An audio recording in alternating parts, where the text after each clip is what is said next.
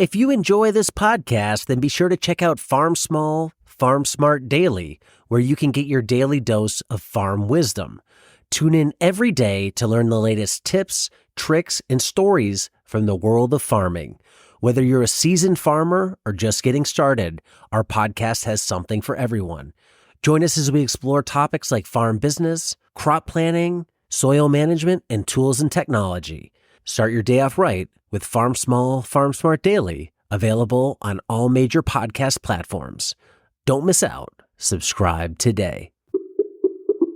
And to give people a bigger picture here, can you talk about your involvement in things related to seeds now?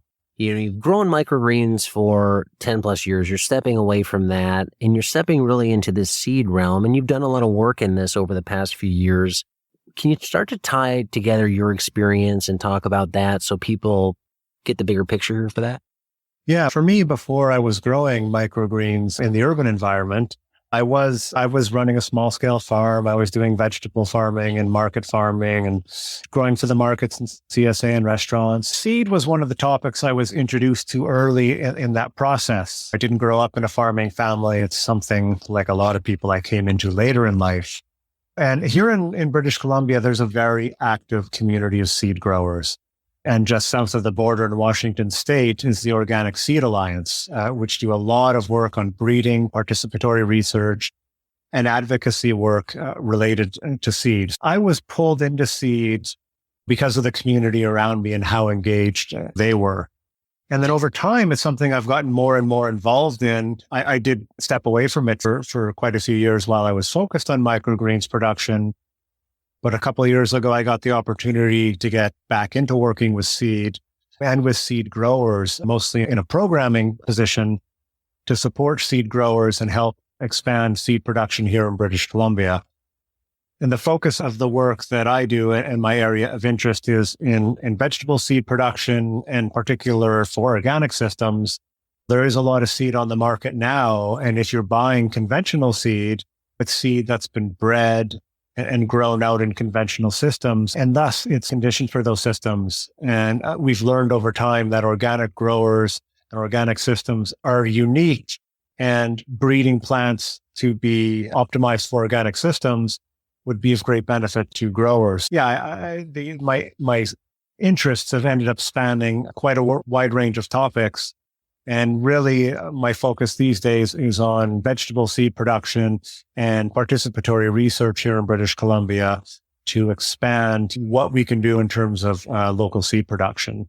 And we can think about that in the whole context of this growing movement towards more local food systems, more local food-based economies, which is historically going back 100 years and more, or 100 years, going back 100 years, and just the beginning of agriculture is how our food system operated, where seed was something you generally produced on your farm. You would save the seed from your best plants and sow that out. You would trade seed with your neighboring farmers. Occasionally, you would bring new seed in, but for millennia, seed was a common good. It was common property, which means everybody could use it. And what shifted was basically going back to the 1920s and the introduction of hybrid corn into the United States.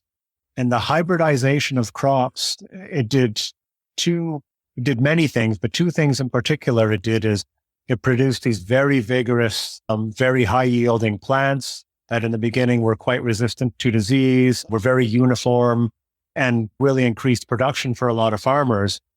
And at the same time, being a hybrid seed, the seed that came from the plants you grew wasn't viable. Farmers couldn't save that seed anymore because the nature of a hybrid plant is it's this genetic combination of two distinct parents. And when you save the seed, it's a mishmash of those two. And so for the first time, farmers had to start purchasing their seed on an annual basis.